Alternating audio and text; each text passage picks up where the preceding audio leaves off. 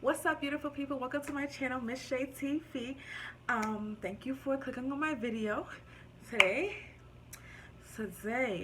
I'm gonna be just expressing and talking a little bit about therapy in the Black community. I'm just gonna give you a little bit about my perception and a little bit about my background and my career building journey. And we're just gonna get into a little bit about stigma, about therapy in the Black community, and what therapy is, and just talking about like the overall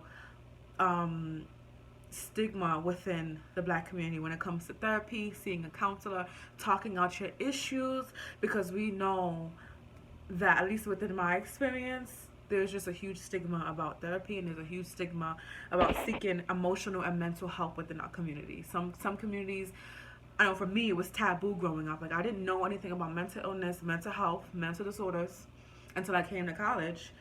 And then it was openly, freely talked about. And I'm like, oh, this is a thing? Like, people are not just crazy? So, yeah, let's get into it. Okay, so let me just tell you guys a little bit about me and my career journey. So, I am currently an MSW student, second year MSW student, which means that MSW, for those who don't know, it just stands for Masters in Social Work. So basically, I am studying to become a social worker, and under that title, you can do different things. You can do different positions, you can work in different fields. And how that came about was I decided that I wanted to be a therapist in college, so my undergraduate, when I started to do that. So I grew up in New York City, Queens and Brooklyn boroughs, and growing up, when I was growing up, mental health, mental illnesses, mental disorders was not something that was openly talked about. It wasn't named, I would say. Like, people would have a general sense, okay, there's something wrong with that person, or that person's a little off, or somebody is just not processing things like the way that is the normalized way, but it wasn't like necessarily named. So it was more so taboo. It wasn't like talked about. It wasn't something that was brought up openly. Like, let's just talk about mental health. Let's just talk about how y'all doing, what's going on. Are y'all feeling anxious? Whatever. That wasn't talked about like that. Now, when I went to college, when I started my college undergraduate journey, I was like exposed to all of that all at once. So it was a lot because I had to process everything, and I had to be like, oh my God, I definitely felt like that before. There's a name for that. Like, okay, that's anxiety, or that's like feeling anxious. Like, that's a name. Like, that's something that's what that is basically. So it was a lot of me processing information, and it was a lot of me putting names to different things that I may have experienced in my life, or I may have seen others experience, but it wasn't openly something that was okay, like openly talked about and discussed. And so once I started to seek out services and like learn about therapy, learn about the different type of mental health illnesses, taking classes and learning about symptoms, signs, and all of that, I became so intrigued and so interested in mental health, period. Like, I was just like, whoa, like, caca, like, this is like a whole new world. So I was learning about all of that all at once, and I became really passionate about it. And then when I went back home, it was like the same thing. Like, okay, it wasn't talked about. Okay, people would be like, hey, that person's crazy, something wrong with them, they're a little off. And to me, knowing that I've learned this new information, I'm like, no, that person probably just experiencing symptoms of like depression, or they're probably just experiencing symptoms of an anxiety disorder or something. But to me, like, I've learned that, but it was still the same at home, which of course, that's just how it is in certain Black communities and certain communities of color. I know that's how it was for me. In some ways, still is. But I learned a whole new thing, and that's what made me really interested in mental health. And then after I seek therapy for myself, like my own self, I just started to really explore and really become passionate about, like, wow, like, this is something I could see myself doing. Okay. So one thing I'm going to say is it's okay to seek therapy, and it's okay to take care of yourself, and it's okay, especially if you're that person that's always taking care of everybody else, that person who is the go-to for everybody. Everybody's always like counting on you, and if they need something, they call you. It's okay for you to have that person to be like, you know what, I need to just take some time for myself. I need somebody to talk to, because a lot of the times when you're that person who's a go-to or that strong person, and people see you as like the anchor, like, okay, I want to go to her, she has great advice, like I really want her advice. People, you are naturally that person. It tends to be hard for others to hold space for you when you need some help or some time to just talk, because they just assume that, okay, they got it, they're good, they're always good, and that's not the case. So I said seeking therapy is okay, it's healthy, and it's making a decision on behalf of yourself to do what you have to do to just move forward in life. And that's something that I have definitely embarked on in this journey. Then I became an RA, and I started to meet with my residents and start to really practice those therapeutic skills. And I was like, wow, like, this is good. And so that was the beginning journey of me being exposed to mental health, mental illness, mental disorders, taking classes, learning about new things, new terms, naming certain behaviors and symptoms that I've seen throughout my entire life, but it just wasn't something that people around me had knowledge about. And if they did, it was so stigmatized to where it's like, nah, like that ain't right, like I'm not crazy, I'm not going to a therapist, or I'm not crazy. Like that was like the general thing. And it's like, okay, no, that's not it. Let's debunk the whole stigma right now. And I feel like now that's starting to happen. People are starting to become aware and be like, no, like it's okay if I need somebody to talk to, it's okay, because that person is literally skilled, and they're literally skilled to support you. That is their main goal, to support you, and they're skilled in doing that. And that doesn't mean that you are like local or whatever, you know.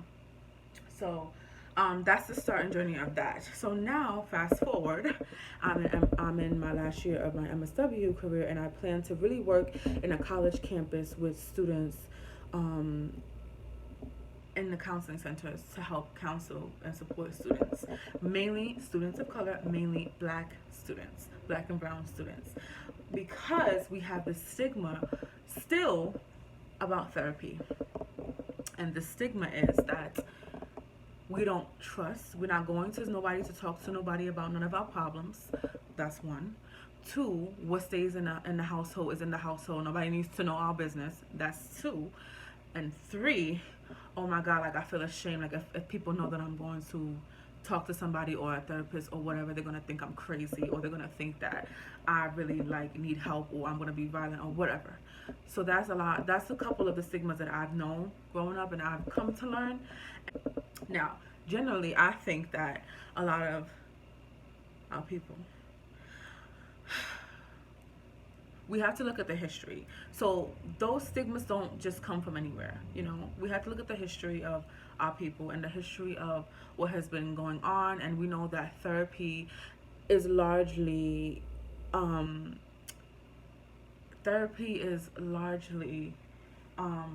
like just institutions. These mental health institutions are generally can be run by white people. And so there's a general mistrust in institutions. There's a general mistrust in, okay, so I'm going to sit down with this person, and how they're going to understand my experience when they look like this, or they don't ever go through this. So there's a whole history behind our stigmas within our community when it comes to therapy. But I think that it's important to educate, it's important to learn and reassure and know that if you do choose to partake in that, is okay. You may not be able to convince your other family members. You may not be able to talk to them and like say, okay, teach them all these things, because it's been years and years and generations of a stigma when it comes to that. I just want to make a point to say that there is nothing wrong with seeking help. And it's crazy because I feel like in a lot of times we're the ones that need it the most. All the shit that we've been through in history, we need it the most. But then again, you also have to understand the barriers that are put on. Mental health therapy is not cheap. Okay, it costs money. You have to have insurance, and the person has to take your insurance for you to even see someone. You see what I'm saying? And so I just would like to encourage everyone who is thinking about therapy, who maybe have family members that may say certain things, and they may stigmatize it, and they may make you feel like you shouldn't do it or shouldn't learn about it. At least learn about it. Google search, what is therapy? what is counseling? How do I get help if I'm feeling like this? You know, don't try to do too much on the Google, because the Google will have you thinking you're about to die tomorrow if you diagnose, if you to do the self-diagnosis searches and all that. But what is therapy?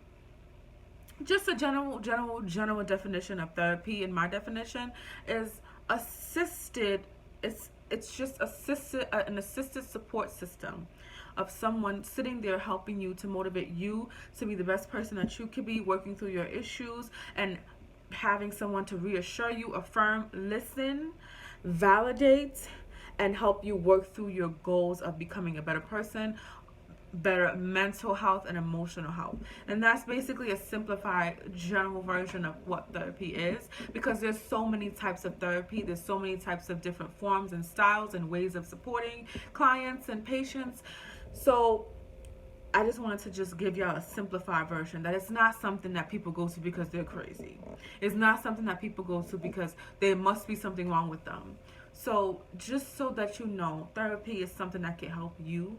And I know within our community, there is still that stigma lying around. It's becoming much better now, and we are starting to talk about, you know, Black mental health and all of that. That's so important because we need it, but it's also important to recognize the barriers that we still face today when it comes to seeking therapy and seeking health services. But also knowing that if you're in college, or if you're a grown up person, and maybe you have some time on your schedule, and maybe you're overwhelmed, you want to talk, you know, it's okay to seek out that option. I think they have apps now where it's you can search up Black mental health counselors and stuff like that. So that's something that we're starting to destigmatize, and I'm so happy about it.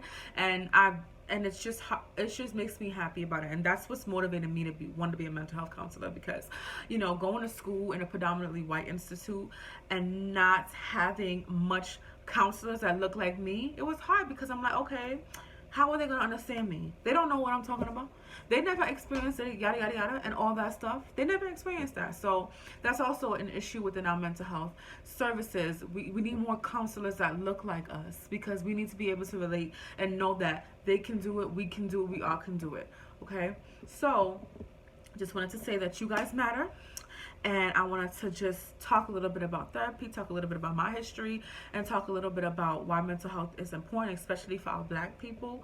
We need it, and it's okay if we need it, and it's okay to have it for a short time and think you're good after that. Having someone to talk to is so beneficial, and that's something that I'm inspired by, and I want to help young Black and Latinx college students just feel supported, and generally have someone that looks like them supporting them and working through life challenges with them.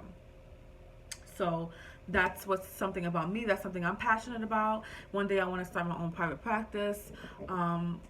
Just providing those services, because it's something that is so important, and it's something that we don't get much of, I feel like. And now we're starting to learn about the importance of therapy, and it's amazing. So thank y'all for watching this video. I want to let y'all know that y'all matter. For all my Black men, Black women out there, you guys matter. Your mental health matters.